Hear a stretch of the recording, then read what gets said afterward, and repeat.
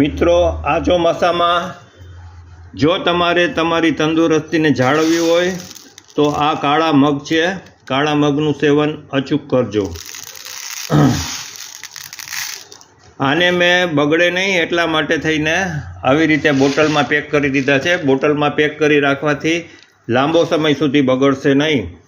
રાત્રે પાણીમાં પલાળી દેવા અને બીજે દિવસે પાણી કાઢી નાખવાનું. તમે જોઈ શકો છો કે કેટલા મોટા અંકુરિત થાય છે. જો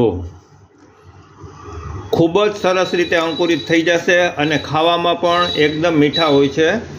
સૌરાષ્ટ્રમાં ઘેડ બાજુ આવા કાળા મગ છે એ ખૂબ પ્રમાણમાં પાકે છે.